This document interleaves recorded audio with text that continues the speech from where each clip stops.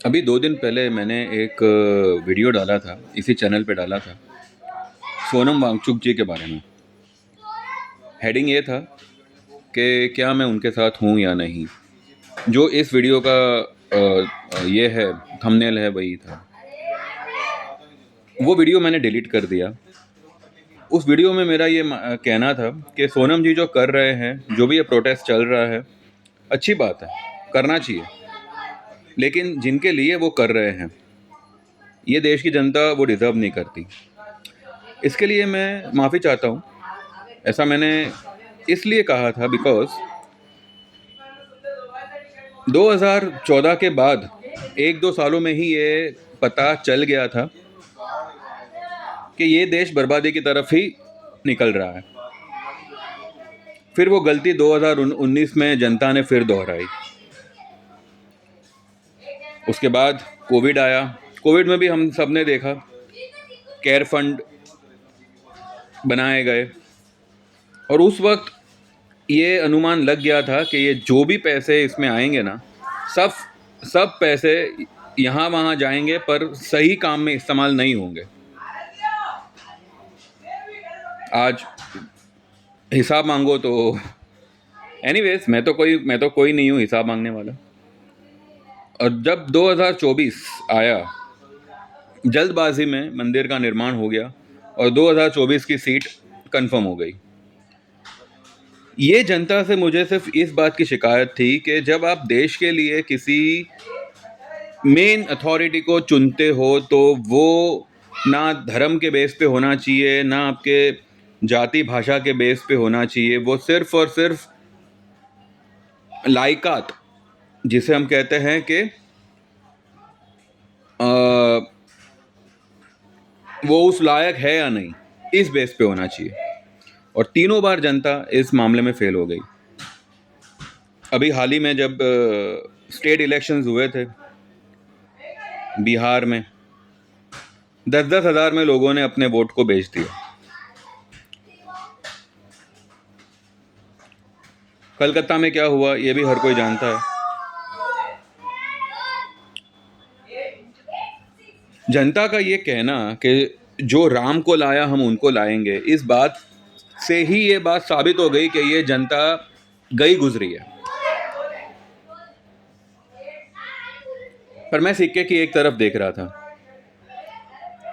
आज जब कुछ लोगों के अपलोडेड वीडियोस पर जो जंतर मंतर जहाँ पे ये प्रोटेस्ट चल रहा है, वहाँ का आंखों देखा हाल जब पता चला, तब सिक्के की दूसरी तरफ सोचने का वक्त आ गया था। और मुझे समझते देर नहीं लगी कि नहीं, ये जनता बेवकूफ़ नहीं है, ये जनता पीड़ित है।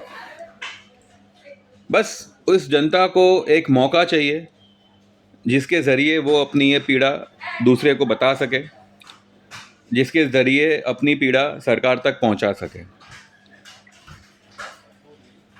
आज सोनम जी 18-20 दिन से जो है अनशन पे बैठे हैं। अभिजीत दिपके जो यूएस में रहते हैं, लेकिन उनको यहाँ के सिस्टम में फ्लॉ दिख रहा है। हम लोगों को उनकी ज़रूरत पड़ी ये फ्लॉ को समझने के लिए, जबकि हम यहीं रहते हैं।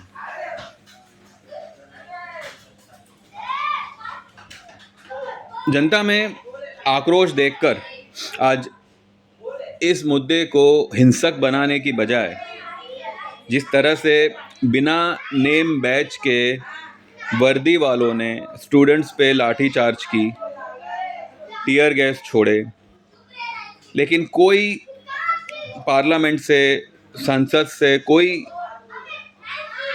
ये वहाँ आकर उनकी क्या प्रॉब्लम है, वो क्या बोलना चाहते हैं, वो क्या सुनाना चाहते हैं सरकार को, ये सुनने के लिए किसी के पास ना वक्त है और ना किसी का मन है।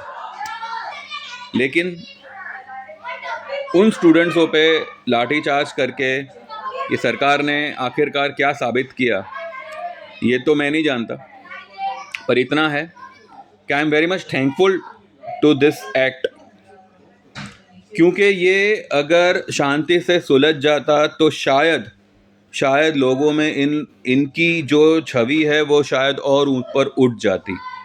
पर क्योंकि इन्होंने ये कदम लिया, जैसे मेरा नज़रिया मेरे देश की जनता के लिए बदला, हो सकता है दूसरों का भी बदले और लोगों की आंख खुले कि जो पाप आपने 2014 2019 में किया, ये उसी का भुगतान है। जो आपके बच्चे सड़क पे आए हैं और लाठियाँ खा रहे हैं, उनके ही हक के लिए, ये उसी का नतीजा है। तो मैं मेरे सारे वर्ड्स जो मैंने उस वीडियो में बोले थे वो मैं वापस लेता हूँ।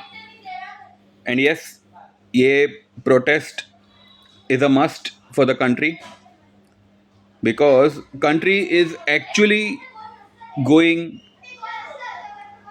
From a worst state. और आज बड़े बड़े लोग, बड़े बड़े सेलिब्रिटीज़ भी इस आंदोलन को समर्थन दे रहे हैं, सपोर्ट कर रहे हैं। धीरे धीरे ये जो चिंगारी है ये आग बन रही है, फैल रही है। And I literally pray, I literally bless this आंदोलन कि इसका जो भी रिजल्ट आएगा वो देश हित में होगा, लोगों के भले में होगा। क्या होगा भगवान जाने, लेकिन जो भी होगा इतना ज़रूर है कि ये बात फिर से एक बार साबित होगी, for the people, of the people and by the people. देश की इतनी बड़ी गद्दी संभालने का मतलब ये नहीं है कि ये देश के राजा बन गए, जी नहीं।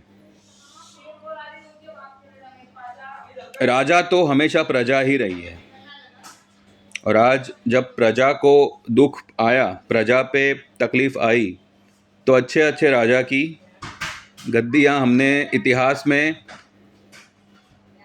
डगमगाती हुई देखी है। तो मैं बस यही कहूँगा कि इस प्रोटेस्ट को अब देश के किसी भी कोने में हो, वैसे ये मेरी चैनल बहुत छोटी है, कोई इतना अभी तक इतनी फैली नहीं है, लेकिन जितने लोग जहाँ से भी हो देख रहे हो, तो इस प्रोटेस्ट को अपने हिसाब से सपोर्ट करें। और जो भी इस प्रोटेस्ट के खिलाफ कुछ कहे उनसे बहस ना करें, क्योंकि गद्दारों से बहस नहीं की जाती। जो इस देश का भला चाहेगा, जो इस देश में चल रही तकलीफ़ को महसूस कर पाएगा, वही इस प्रोटेस्ट को सपोर्ट करेगा। जो देश के खिलाफ होंगे, जो सिर्फ अपनी गद्दी और अपनी जेब भरने में बिजी होंगे, उन लोगों को ये प्रोटेस्ट नाजायज़ लगेगा, गैर कानूनी लगेगा, और बहुत से फ्लॉज उसमें ये लोग निकालेंगे। लेकिन आज देश के कई सारे राज्यों में, कई सारे स्टेट में इस तरह के आंदोलन, ये आंदोलन मतलब अलग अलग तरीके से उठ रहा है, चल रहा है। तो जब इतने सारे लोग सड़क पे उतरे हैं, ये कोई बहकाए हुए लोग नहीं हैं, ये वो पीड़ित लोग हैं जो सिर्फ एक मौका ढूंढ रहे थे अपनी आवाज़ को अपने अंदर से निकालने के लिए, और वो मौका उनको मिला है। और अब धीरे धीरे ये आवाज़ और बुलंद होगी, और गूंजेगी, और ऊंची उठेगी। मेरी भगवान से यही कामना है कि जो लोग भी हाल फिलहाल इस प्रोटेस्ट में जंतर मंतर में है, सेफ रहे, सुरक्षित रहे और अपने इस प्रोटेस्ट को जारी रखें। और जो लोग वहाँ तक नहीं जा पाए, वो अपने अपने स्टेट, अपने अपने सिटी से इस प्रोटेस्ट को पूरी तरह से समर्थन दें, सपोर्ट करें, क्योंकि एक्चुअली में जो ऊंचा सुनते हैं उनको धमाके की ज़रूरत होती है। तो मेरी दुआएं हैं अभिजीत के साथ, सोनम जी के साथ और उन तमाम लोगों के साथ जो उस प्रोटेस्ट में जंतर मंतर में है, और जिन्होंने भी मेरी वो पिछली वाली वीडियो देखी। मेरा सिर्फ यही कहना था कि जनता को अब इस बात को समझना होगा, जाति धर्म ये सब पर्सनल बातें हैं, पर्सनल चॉइसेस हैं। जब देश की बात आती है तो सिर्फ और सिर्फ एलिजिबिलिटी देखी जाती है, ना कि क्योंकि ये मेरी जात का है, क्योंकि ये मेरे धर्म का है। नहीं, देश के लिए सिर्फ और सिर्फ एलिजिबिलिटी देखी जाती है। Thank you for watching this video and thank you for supporting this protest and just keep going. Thank you very much. Bye bye. Take care.